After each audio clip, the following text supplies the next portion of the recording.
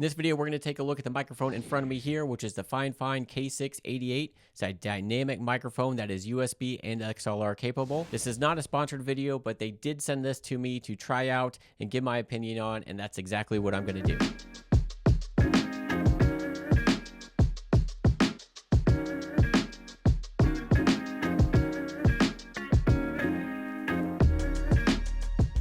So first thing, let's go ahead and see what you get in the box.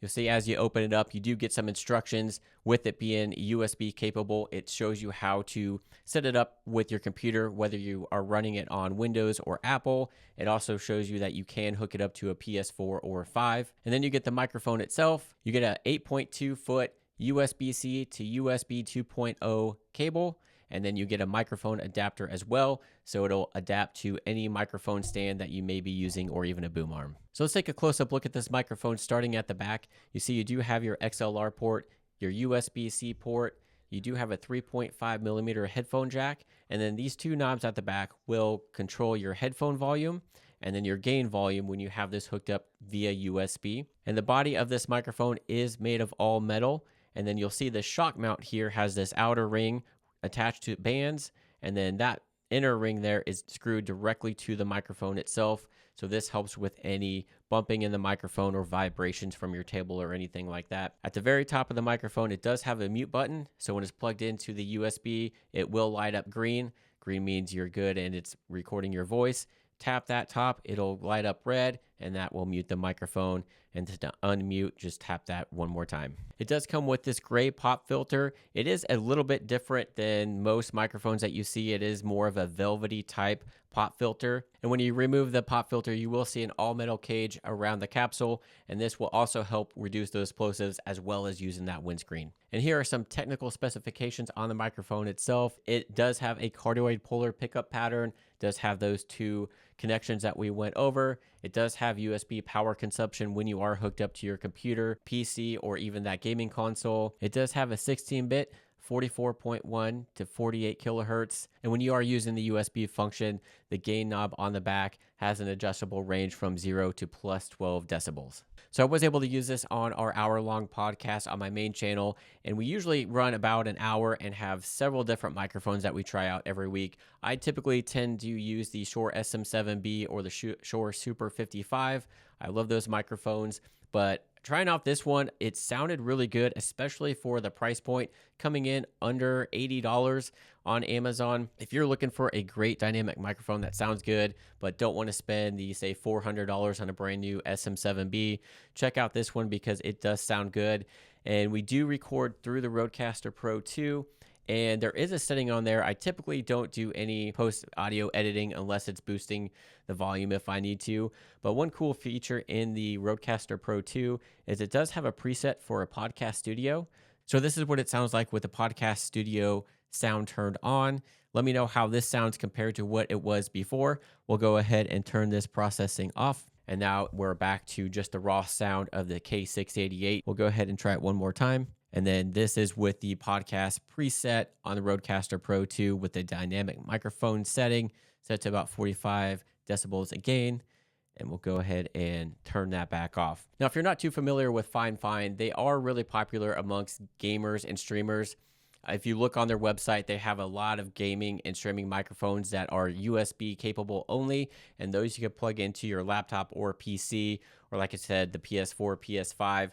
And those are great for streamers because most of those are going to be a condenser microphone, and it's going to pick up a lot of noise, especially if you need to have the microphone out of frame or further away from you so you have that space to move your hands around.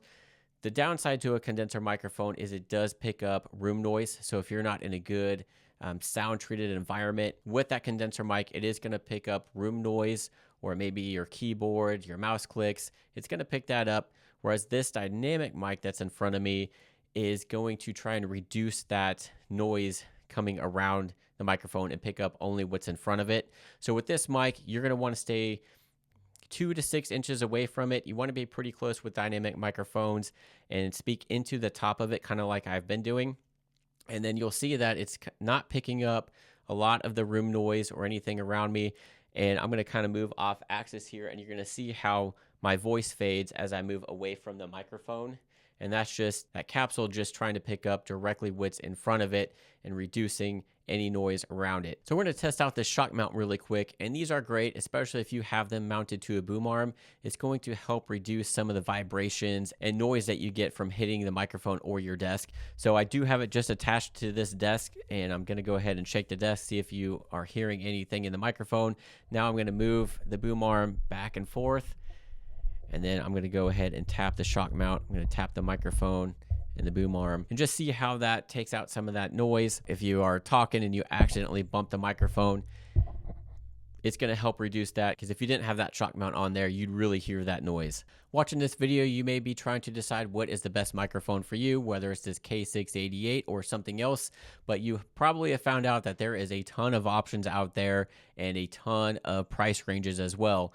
It seems like the most people are trying to find budget friendly are around $100 or less, and that's where this K688 comes in. But there are some other options out there, and one I have in particular I want to kind of see what it sounds like compared to, and that is the Samson Q2U, this microphone right here. So I'm going to go ahead and switch over to the Q2U right now. All right, so all audio right now is going through the Samson Q2U, going through the XLR port into the Rodcaster Pro II, dynamic microphone, and no processing, but the gain is set to about 45. So the Samson Q2U, if you don't know, is similar to the K688. It is XLR and USB capable, so you can just plug this into the computer as well if you don't have an audio interface, or if you do or eventually upgrade, then you can use the XLR capabilities of this mic or even the K688. The one thing about the Samson Q2U is it is generally around $65. I've seen it anywhere from about $45 to $70. The price is always changing on Amazon, especially if you can get it on a good sale. But I think I paid about $65 for this one. It was my first microphone I used on the podcast, and I loved it. And the cool thing is, in that price range, you get everything you need to plug it in and go. So not only does it come with the microphone, the pop filter, it comes with a microphone stand. It's not the best, but it will do. This is the one it's on right now, is one I've upgraded it to. But if you're looking for just something out of the box, not only does it come with the USB cable like the K688, but it also comes with an XLR cable. And then that just gives you everything you need to go ahead and use it right out of the box. Whereas with the K688, you don't get that XLR cable, nor do you get a mic stand. So that is something that you're going to have to purchase as well, some sort of mic stand or boom arm with the K688. So we'll go ahead and see what this sounds like with that preset for the podcast studio. So if I were going to be recording this with a podcast, this is what I would be using as the audio processing. So this is what it sounds like with that podcast studio setting set on there. So let me know if this sounds any better, and then we'll go ahead and go back to the raw sound.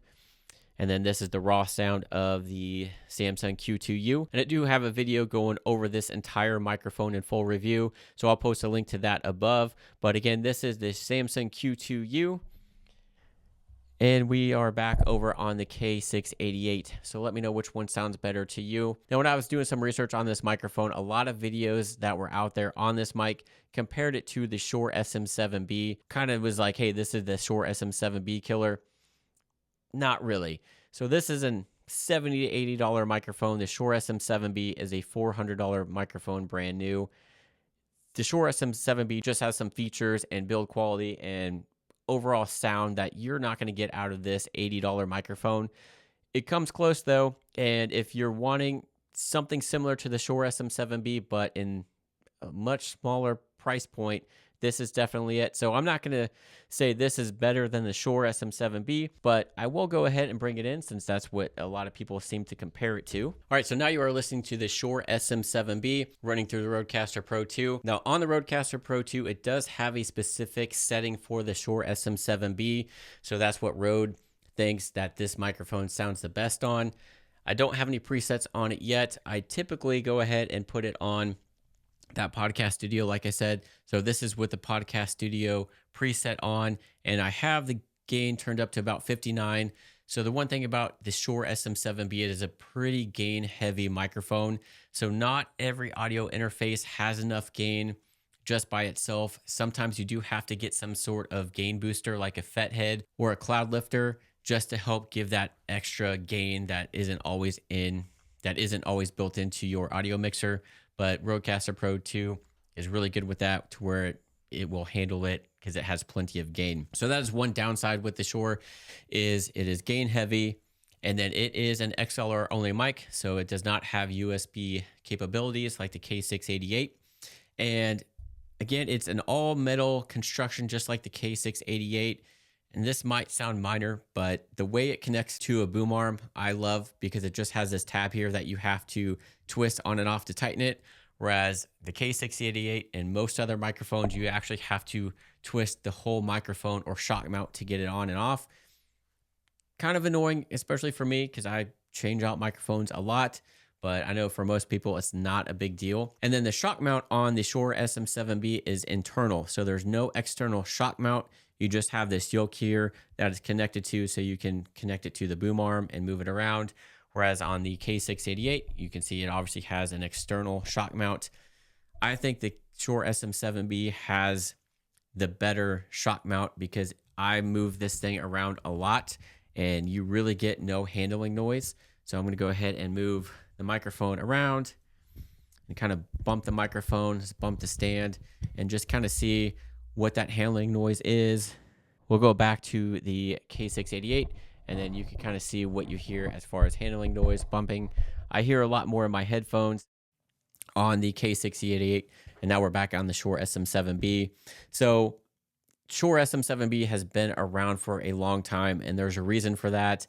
It's $400 for a reason, just because it has a lot more features and a better build quality and a better capsule. Now I'm going to go ahead and take the pop filters off of both of these just so you can see kind of how they're similar. So see on both of these microphones that they have that external metal grill that goes over the capsule. So kind of put it right here so you can see those. So that is one good thing I like about the Fifine, is it does have that, which does make a huge difference. But the one thing about the Shure SM7B is the grate is a lot further from that capsule than on the K688. So with it being further away, it's really going to help kind of reduce a lot of that plosives and noise too. So this is what the Shure SM7B sounds like without a pop filter. Peter Piper pitched a podcast.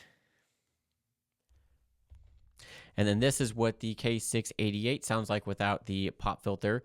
Peter Piper pitched a podcast. And we'll go ahead and put the pop filter back on here. So this is the K688 with the pop filter. Peter Piper pitched a podcast. And then going back over to the Shure with the pop filter, Peter Piper pitched a podcast.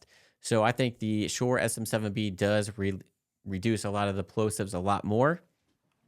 But what you can do is you can buy just the pop filter for a Shure SM7B on Amazon for super cheap. And you can actually swap that out on the K688. And so this is what the K688 sounds like with the Shure SMB pop filter.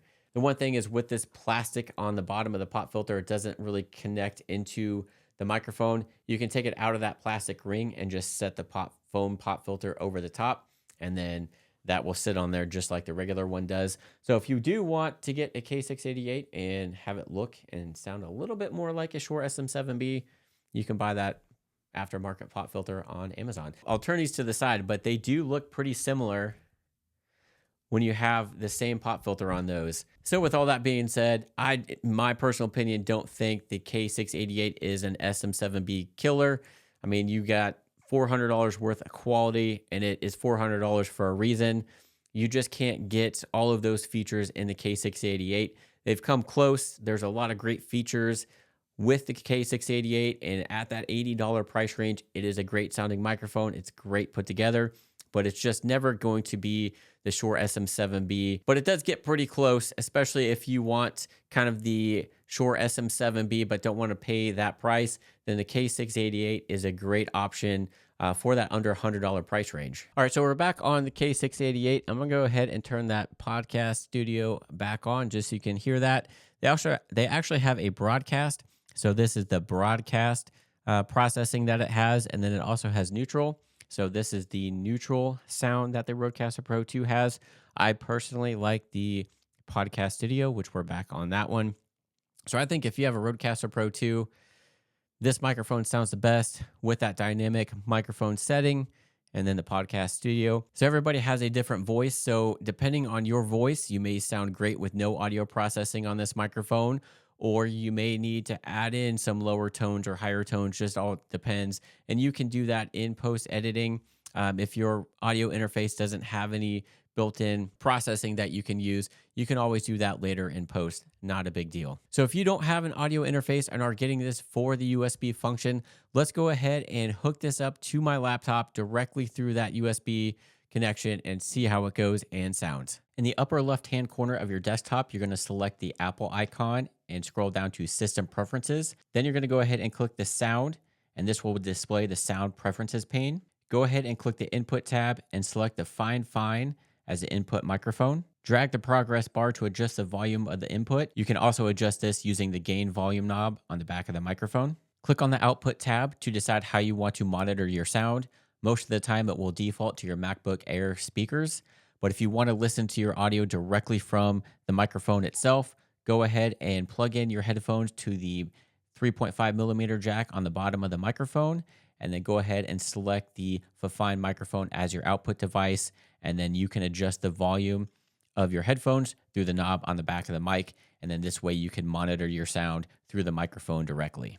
All right, so as you can see, I have disconnected the XLR cable and have the USB going directly into my MacBook. I record everything through Ecamm, so I not only changed the microphone on the system's preferences, but on Ecamm Live, I went ahead and changed my sound input from the Rodecaster Pro to the Fifine microphone, and then I'm able to kind of monitor my gain directly from the screen. And then you can just adjust the headphone volume using this knob, and then also the gain volume using the knob as well. If you want to use the mute function on this microphone, just go ahead like that, and then it turns on and off, and then you'll see on the LED light, green is you're talking, red is you're muted. So this is what it sounds like running through the USB connection. All right, so we are back to running through the Rodcaster Pro using the XLR input. So my final thoughts on the microphone: if you're somebody that wants a microphone that's USB capable, if you don't have an audio interface, but